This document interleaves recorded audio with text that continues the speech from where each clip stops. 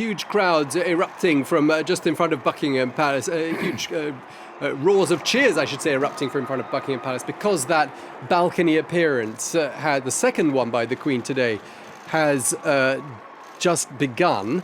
There we can see the Queen surrounded by her inner circle. Let's listen in. Well, this is all the members of the royal family coming in now, with the Queen flanked on the left by Prince Charles. Then we saw Prince William there a moment ago. We have Camilla, who is standing next to Prince Charles. Then on the right-hand side of the Queen, you have Princess Catherine and their three children, George, Charlotte and Louis, who are standing at the front. They are going to be joined, I think, by other members of the royal family in just a few moments. And this is, of course, the moment that everyone has been waiting for. This is the cherry on the top moment of the whole Jubilee, I think, for several reasons. First, because no one was sure the Queen was going to be there today. One was actually thinking, would the Queen be absent? And if she were, what would happen? So that has been dispelled. Second, what kind of state would the Queen be in? Would she be having to sit down? No. Obviously, she's fine, appears in pretty good form, not even asking for a chair or anything, standing for quite a long time. And so that is very reassuring for members of the royal family and for the public that the Queen is in good spirits and seems to be quite enjoying herself. She was there just a short while back with the Duke of Kent, her first cousin, who is also quite elderly. He's 86, and they were chatting, and she was actually smiling a lot and seemed to be enjoying herself. So this is really the moment, the culminating moment of this Jubilee, is to see the Queen on the balcony.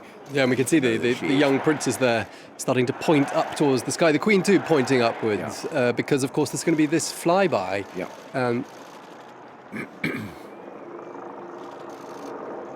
And there you have the flyby, which is beginning by the Royal Air Force. Listen into it.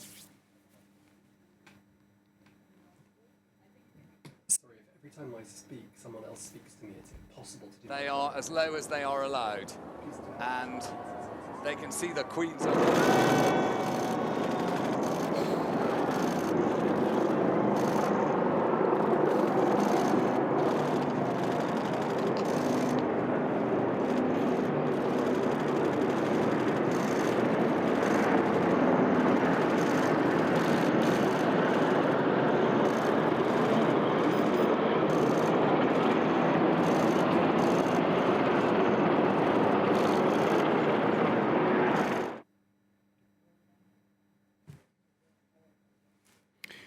So these helicopters are flying as low as they possibly can, so that the Queen can see them, and they can maybe also see the Queen from where they are.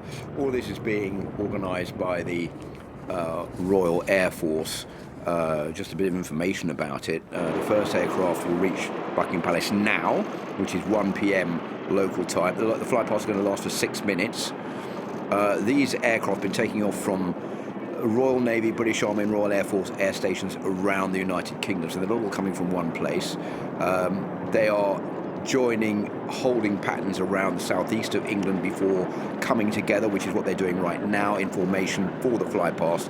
The aircraft will fly directly down the length of the Mall. Now, the Mall is that long straight road in front of Buckingham Palace, which ends up directly opposite the balcony where the Queen and other members of the royal family are standing. It's 900 metres long, and that is where they will then fly over the roof of Buckingham Palace. And it's a flypast that will last for quite a few minutes. And there you see Spitfires, which date from the Second World War. It's a very rare occurrence to see those planes actually flying over London, and something the Queen, who was alive during the Second World War, will obviously remember, and she will be familiar with. Of course, they were key in winning the Battle of Britain. That's correct.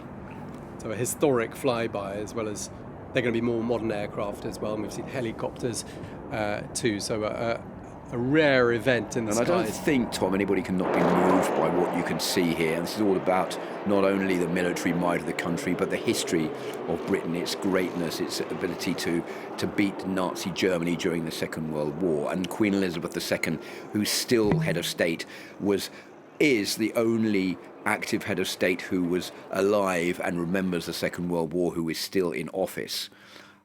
So a remarkable coming together of Britain's history, Britain's tradition, everything that Britain stands for, with the one person who is like a joining force between the past and the present, standing there on that balcony.